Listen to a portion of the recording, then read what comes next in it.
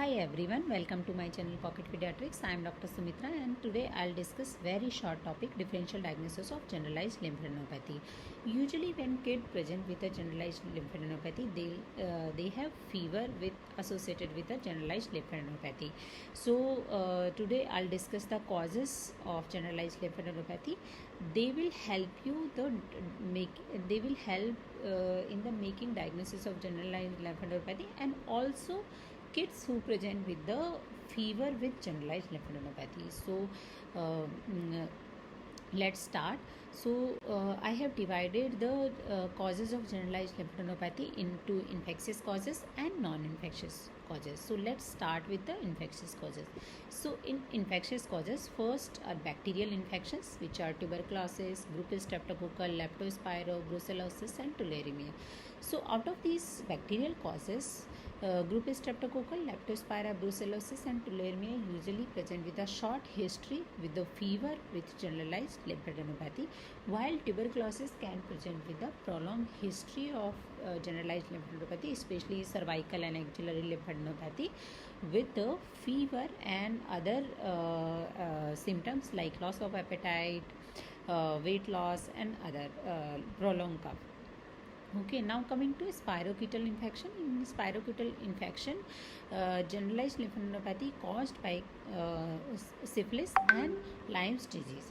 There are certain parasitic infection which cause generalized lymphadenopathy are malaria, toxoplasmosis and leishmaniasis. So there are certain fungal infection which can cause generalized lymphadenopathy are histoplasmosis, blastomycosis and coccidiomycosis. The fever caused by coccidiomycosis is called valley fever. Now coming to viruses. So there are many viruses that can cause generalized lymphadenopathy, like Epstein-Barr virus, rubella, CMV, rubeola, HIV, HSV, varicella zoster and adenovirus. Out of these viruses, only HIV is a chronic infection, while others can present with a short history. Okay, so these are infectious causes. Now coming to non-infectious causes. In non-infectious is neoplastic, second drugs, immunologic, metabolic disease and miscellaneous. So in neoplasm, there can be primary neoplasm and secondary neoplasm. In primary neoplasm, we have seen so many patients in our OPD of Hodgkin lymphoma. They present to us with the huge cervical lymphadenopathy. Okay, in ALL and AML, usually the kid will present with the cervical lymphadenopathy with the inguinal lymphadenopathy. Other causes are neuroblastoma and rhabdomyosarcoma. So there are certain drugs, mostly the anti-epileptic drugs, cause generalized lymphadenopathy like Captoin, phenobarbital, carbamazepine and barbiturates. There are certain antibiotics that can cause generalized lymphadenopathy like tetracycline, sulfonamide and penicillin.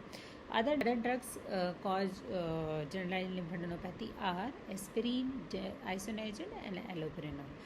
In immunologic causes, there can be vasculitic syndrome like SLE, autoimmune hemolytic anemia, serum sickness, chronic granulomatous disease CGD.